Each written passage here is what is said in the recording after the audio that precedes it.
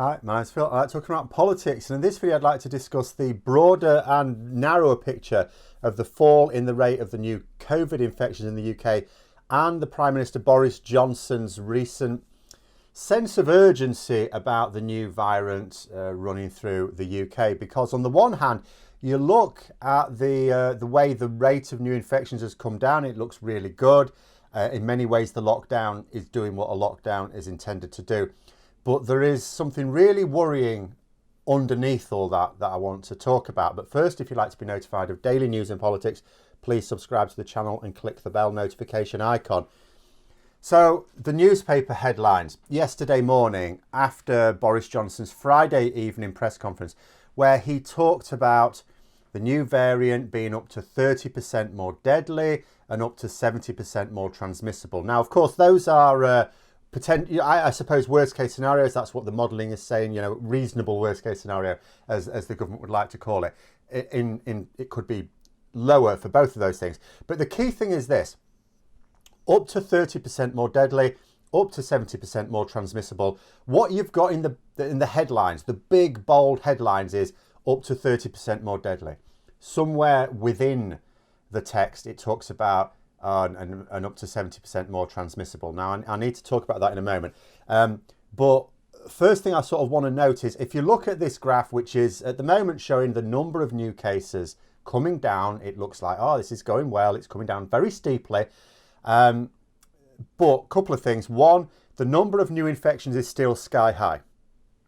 I know it looks good when you see it dropping so quickly, but you look at the numbers, it was dreadful that it ever got so high, this latest peak we've had, and it's still double the rate. We are still getting each day a number of new cases, known new cases, not including all the others that we don't know about, that is double the rate when the government panicked and said, right, we need the second lockdown now. And it's 8 times the rate at which the experts panicked and said we need a lockdown. Second thing to note, so although the overall number of new cases per day is down and the R value is down, the R value is now believed to be below 1, which is, you know, oh, that's good. It's in retreat. The problem is that for the new variant, they're finding out that that's not in retreat to quite the same extent. We're finding out there's an increasing proportion of the people who are testing positive for the new variant. Now, onto this new variant. So what we're basically saying is the lockdown is not as effective on the new variant. You would say, well, if it's more transmissible, that would explain it. Indeed, that would explain it. But the other thing is there's certain regions of the country where this new variant is actually increasing. Like Scotland, for example, there's regional disparity in England as well. I'm not sure about Wales and Northern Ireland. And it matters, and I'm going to show you why. So I saw something linking to an article on some maths of this, and a question was posed. If you were given a choice, if a new variant had to emerge and you were given a choice, it could be 30% more transmissible or 30% more deadly, which would you choose? And for context, like I said at the start, on Friday, Boris Johnson said that the new variant may be up to 30% more deadly and up to 70% more transmissible. And like I also said, the 30% more deadline is what's in the headlines. That's what's in the headlines. That the transmissibility figure is somewhere in the article. You may instinctively think that the 30% more deadly is the greater concern. I mean, that's what's in the headlines. After all, that's certainly what those editors think. And I asked my partner this, and she's no fool. And she thought that as well. It isn't. It isn't. There's a graph here now from that article. And this is showing 3 lines. The bottom line is the old strain, the coronavirus we came to know and hate. The one above it is if it's 30% more deadly. Kills 30% more people. I mean, that's fairly straightforward. The one above that is the one that is 30% more transmissible. The one that's 30% more transmissible kills way more people than the one that's 30% more deadly. because of the nature of the way that this thing will propagate. And there's another problem to consider with a more transmissible strain as well. I'll call it a strain because I'm talking hypothetically here. Remember, we're still referring to the actual variant as a variant until it's proven, I suppose. So I'm happy to call it a variant while everyone else is. But hypothetically, if you had a strain that was more transmissible, that means it reproduces much more. That means more mutations. And the more mutations means the more chances of a mutation emerging that helps the virus become even better. It may hang in the air for longer, increasing transmissibility. It may last on surfaces longer, increasing transmissibility. It may become resistant to the vaccines we're using. Doesn't mean to say immune to the vaccines, but resistant. In other words, so at the moment we're talking about using these vaccines at the moment, and that's another problem. The government are only giving out one dose. That seems to be their strategy, one dose. It's not that they're not going to give out the second, but I mean, the British Medical Association says the government need to stop ignoring the advice on when you give the second dose. They understand that, yes, you're trying to give everyone some protection. But at the end of the day, if you give someone the second dose long after the advice is, how do we even know that that's doing the job? But with the Pfizer vaccine, because I happen to know the figures on this, I'm not sure about the Oxford one offhand, but the Pfizer one I do know offhand. The one dose of that after a few weeks gives you 48% protection. So what I'm talking about with a potential strain that's more transmissible, one, in terms of becoming resistant to the vaccine, it may be that the vaccine is not rendered useless, but maybe instead of 48% effective, it becomes 40% effective. So again, that leads to more people dying. But the point is that a virus that is 30% more transmissible kills a lot more people than one that is 30% more deadly. And what Boris Johnson is talking about is a variant that is potentially 30% more deadly and up to 70% more transmissible, and yet the focus is on this 30% more deadly.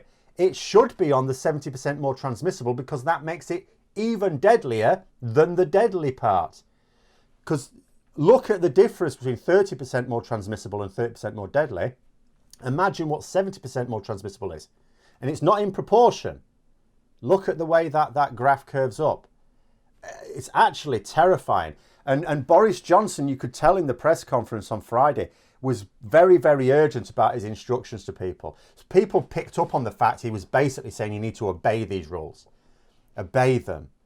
This isn't about guidance anymore. You need to do this. The problem is, of course, he's squandered all his credibility over the last year. Completely squandered it. So the public aren't paying attention to him, which is an incredibly dangerous. And this is what people said when he was being so inconsistent before and playing fast and loose with the truth and covering for those close to him when they were breaking the rules.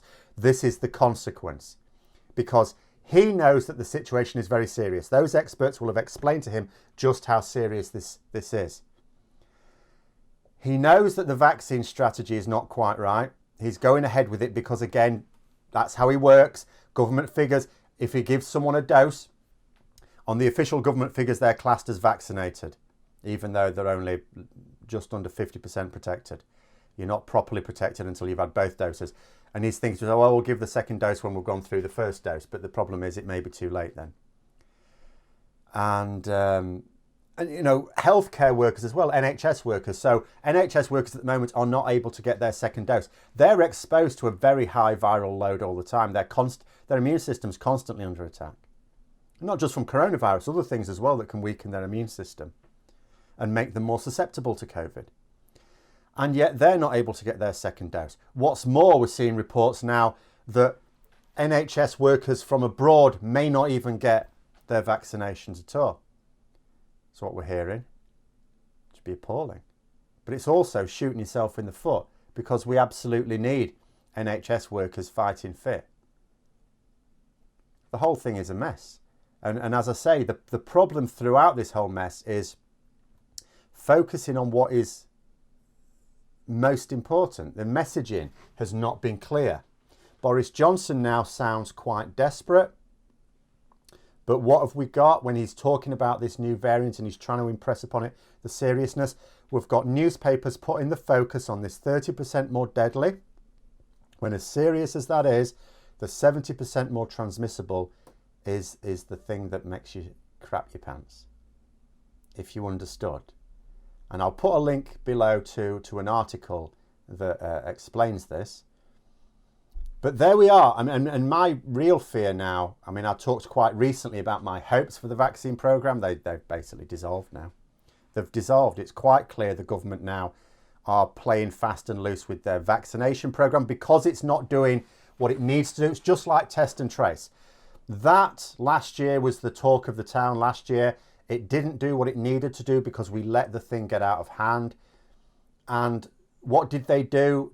Rather than work on fixing it, they tried to fix it behind the scenes. It's not like they wanted it to be bad, but their focus was on making it sound like it was good, which wasn't fixing the problem. The same thing's going on here. They're trying to focus on making their vaccine strategy sound good. Oh, we've vaccinated this many people, this many people. Of course, what they mean is this many doses given out. And it's still a lot of doses, don't get me wrong. But when you're giving people like 50% protection, that means you're stacking the odds in favour of a new variant emerging, a new strain emerging that can be resistant to the vaccine. That's what you do when you don't use. That's why you're told when you use antibiotics, use a full course of it. Don't wait till you use the full course, because otherwise you're increasing the chances of antibiotic-resistant bacteria emerging. Similar thing here with the vaccine. But there we are. That is the mess we are in. Hope you found the video interesting. If you did, don't forget to click the like button. And if you'd like to support the channel further, please also click the Patreon link for details. And until next time, I'll see you later.